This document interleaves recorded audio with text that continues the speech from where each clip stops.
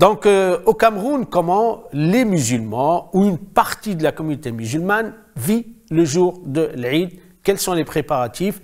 Et quel est l'apport de cette association avec nous, bien sûr, M.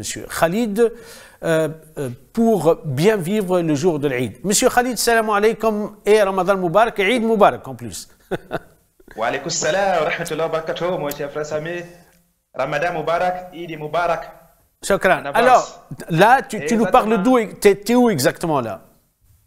Exactement. Présentement, je suis au siège de l'association LAF Cameroun à Yaoundé au Cameroun. D'accord, très bien. Donc, comment se prépare l'Eid al-Fitr pour cette association? J'imagine qu'il y a beaucoup d'actions. J'imagine parce qu'on sait très bien que vous êtes sur le terrain, vous êtes très actif et surtout vous occupez malheureusement d'une communauté en fait qui a été déplacée par force. Mais sinon, il y a d'autres actions, j'imagine, pour Eid al-Fitr. Alhamdulillah, depuis le début déjà de ce mois béni de Ramadan, nous sommes mobilisés, toute l'équipe de l'association est mobilisée pour pouvoir apporter des colis alimentaires aux familles démunies. Parmi ces familles démunies, nous avons des familles de déplacés internes, c'est-à-dire des familles qui se sont déplacées des zones anglophones pour s'installer dans les zones francophones suite aux insécurités qui sévissent dans leur zone depuis déjà 3 à 4 ans. Ouais. Alhamdulillah, concernant les préparatifs de l'Aïd Fidr, dont nous attendons, on peut dire dans une semaine, Inch'Allah, les actions sont accentuées présentement sur déjà l'opération Redonnons du sourire à nos petits orphelins. C'est-à-dire à 2 jours, 3 jours de l'Aïd Fidr, l'association organise une opération où nous apportons des vêtements, des chaussures aux petits orphelins qui sont presque abandonnés.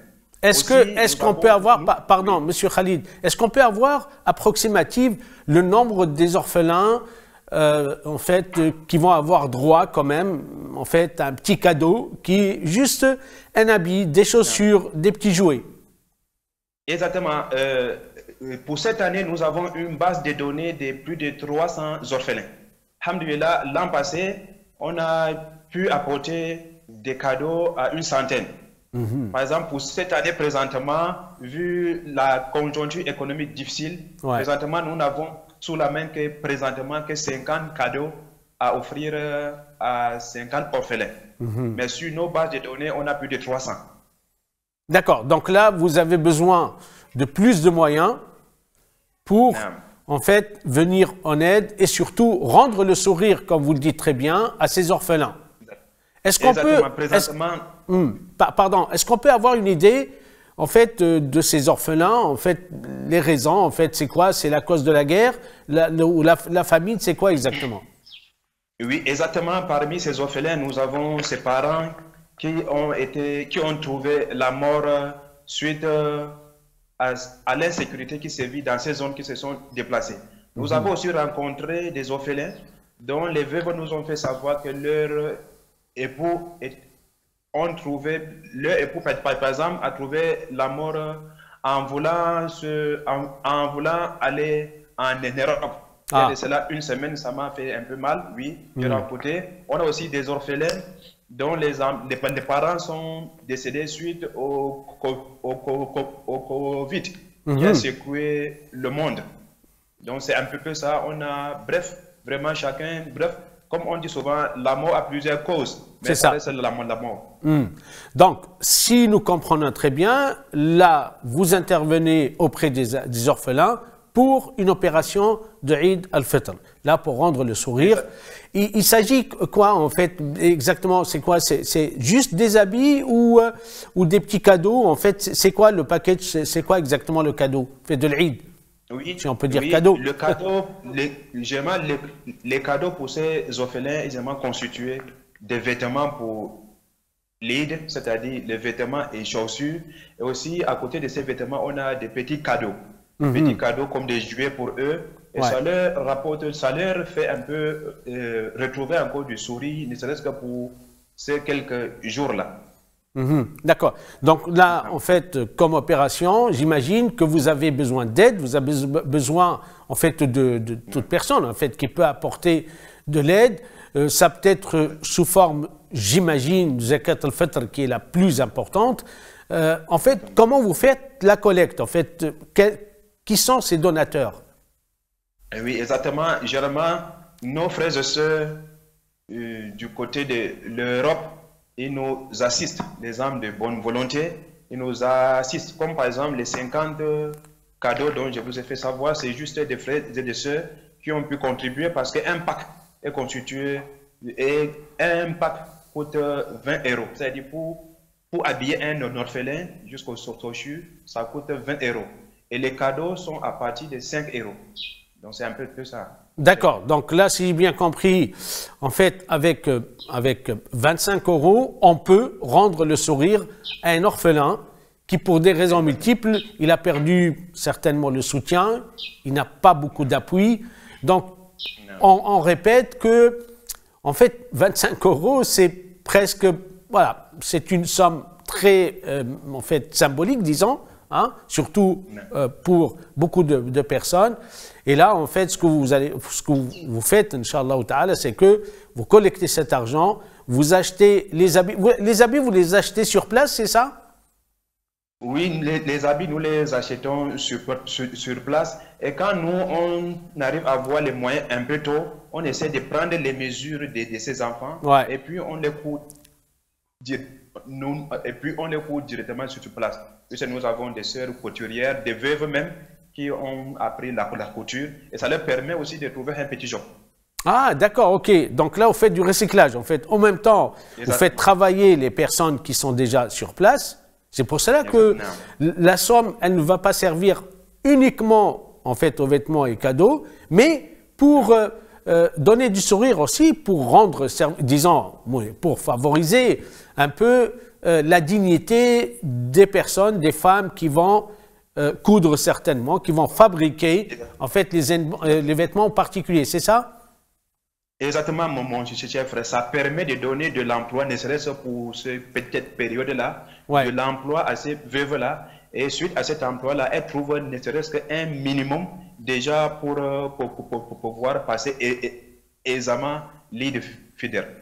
Très, très bien. Alors, est-ce qu'on peut, vous pouvez nous donner un bilan de l'action du premier Ramadan jusqu'à aujourd'hui, parce qu'on a beaucoup de vidéos. Et on a vu qu'il y a même des personnes, en fait, ce qui nous a frappé, nous, ici, c'est que cet homme qui était presque handicapé, hein, mais lui, il se battait pour en fait, aider, etc. Exactement. Quel est le bilan de l'action de Ramadan? Exactement. J'ai dit vraiment d'abord un grand merci, Barakallahu Fikoum, à tous nos frères et sœurs, nos donateurs, nos donatrices qui ont soutenu ce projet, d'ailleurs, la campagne alimentaire. Depuis le début de ce mois béni de Ramadan, nous avons apporté des colis alimentaires aux familles démunies, aux personnes handicapées, et vraiment, et parfois même certains ne s'en revenaient pas. La joie devant ce colis qui leur permettait de passer aisément, dignement ce mois béni. C'est ça. Tout le long de ce mois. Comme vous avez rappelé tout à l'heure, j'avais déjà même oublié, ces personnes handicapées, dont le président, le vice-président, ils ont témoigné. Et on leur a apporté quelques colis juste, mais comme ils étaient très nombreux, qu'est-ce qu'ils ont fait? Ils se sont encore allés, ils se sont départagés encore. Et ils nous ont même renvoyé même les images. Voilà, ça nous a aussi touché.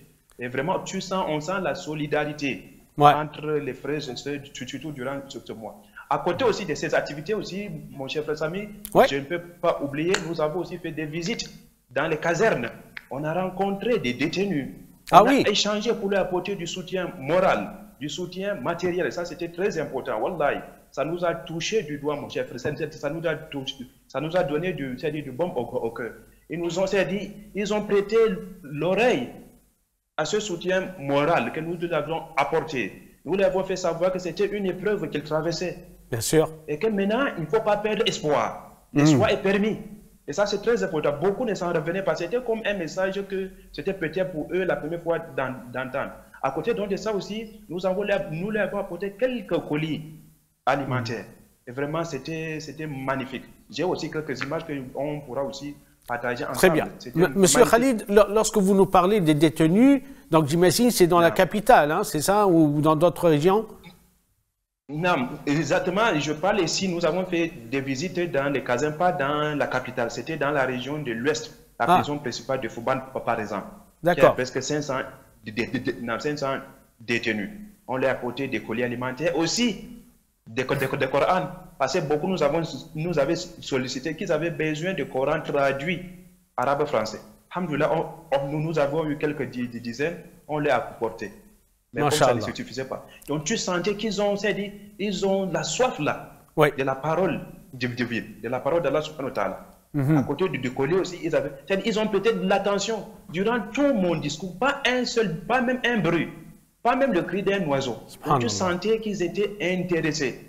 Moi, c'est après que j'ai vu la vidéo, j'étais mais ça dit c'était sérieux. Ils ont donc compris. Après, nous ont beaucoup remercié infiniment pour ce soutien d'abord moral et aussi pour ce colis.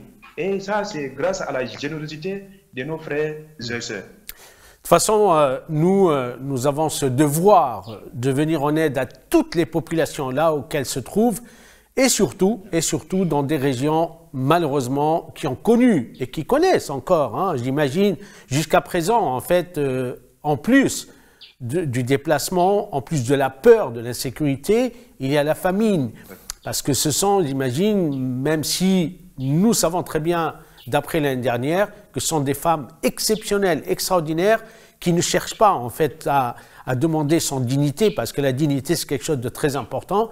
Mais quand même, en fait, lorsqu'on est dans le besoin, c'est vrai, grave, aigu, là, vous savez, il y a beaucoup de choses, des masques qui tombent, et là, on est face à nous-mêmes. On rappelle, Monsieur Khalid, l'association. Vous allez nous rappeler, en fait, le nom de l'association, la fonction, les activités, pour que ce soit, enfin, quelque chose de clair chez nos chers donateurs et donatrices. L'association LAF Cameroun, son adresse, la boîte postale 616 Yaoundé. Son WhatsApp 00237 679 98 44 18. L'association LAF Cameroun fait dans l'humanitaire. Nous réalisons des points d'eau dans des zones où le manque d'eau potable se criard. Nous avons plusieurs images. Alhamdulillah. Monsieur Khalid, Monsieur Khalid, parce que là, vous venez de dire une chose très importante. Donc, vous faites aussi des actions pour creuser des puits. Exactement. Nous réalisons des puits d'eau en sadakajaria, c'est-à-dire en aumône continue pour nos frères et sœurs, pour les défunts ou les défunts de leurs proches. Nous réalisons des puits d'eau. Et des puits d'eau que nous avons réalisés, alhamdoulilah, l'eau est potable et gratuite pour toute personne, sans distinction de son appartenance ni politique, ni religieuse, ni tribale, ni raciale. Et aussi, nous assurons la pérennité du projet. Nous avons des puits d'eau réalisés aujourd'hui, ça fait 12 ans. Alhamdoulilah, qui fonctionne. Parce que l'association LAF Cameroun, nous avons un devoir de suivi du projet. Le plus important pour nous, ce n'est pas de réaliser le projet de partie, non. Bien sûr. Le projet doit durer sur le temps, ça c'est important. Monsieur Khalid, pardon, une question très importante pour tous ceux qui nous regardent. Combien coûte un puits en moyenne? Non, un puits d'eau moderne en motricité humaine avec pompe indienne 2 coûte 1500 €. D'accord.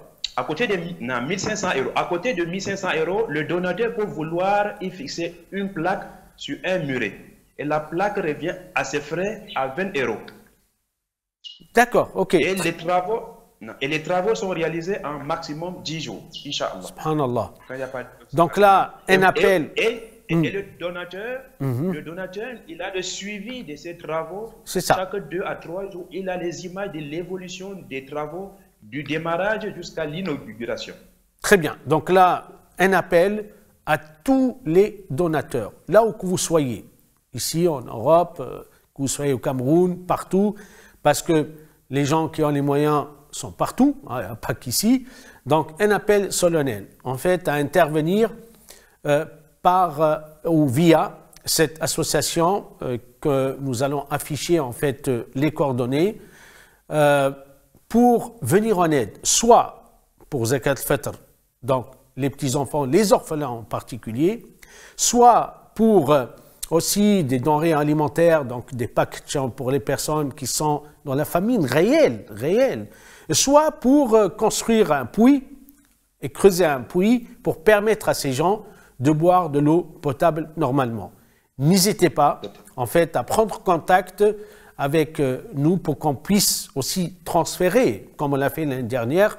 Inch'Allah ta'ala, Rabbi yatqabbal minna wa minkum ajma'in. Monsieur Khalid, un dernier mot.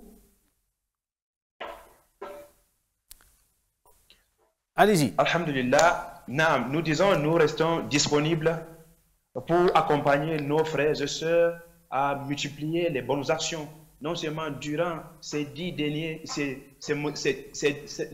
durant ces derniers décades du mois béni de Ramadan, mais durant aussi toute l'année.